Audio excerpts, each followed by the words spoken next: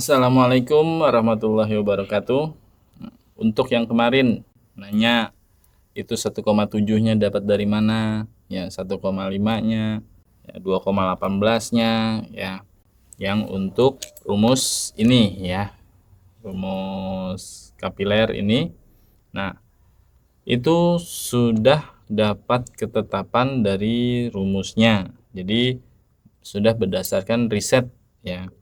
Kalau saya memang rumus ini itu dapat dari senior dulu, terus dapat dari guru juga ya. Ini untuk rumus-rumus jika penggantian kapiler.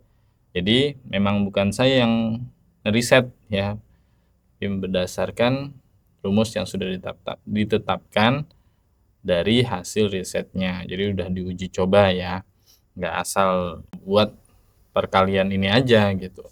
Jadi misalkan contoh dari 0,70 diganti ke 0,80. Nah, aslinya itu 0,70 diganti yang lebih besar. Makanya dia menggunakan perkalian 1,75 misalkan. Nah, itu ketetapannya sudah dari sana. Jadi kalau ada yang bertanya itu 1,75-nya dari mana? Itu jawaban saya itu hasil riset dari pengujian sebelumnya. Ya, dan saya dapat rumus ini dari guru dulu yang ngajar, dari senior. Memang sama semua, sampai yang di-share di Google pun semua sama ya.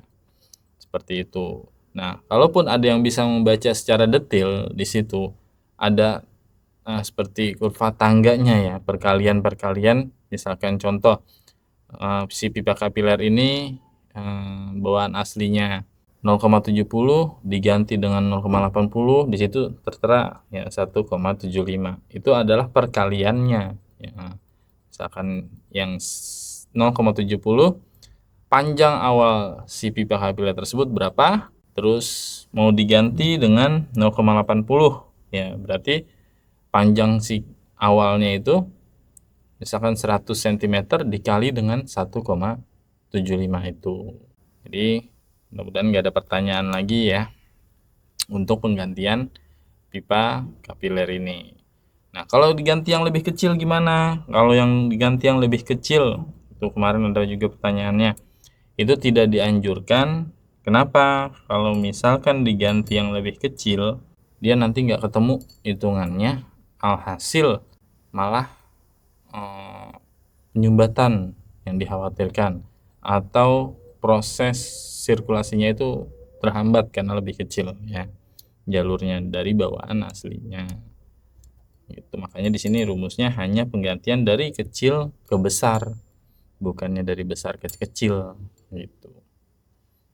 Mudah-mudahan semua paham, dan sebenarnya ya diusahakan kalau bisa jangan diganti ukurannya, usahakan sesuai dengan bawaan pabriknya, karena sudah memang produksinya seperti itu ya.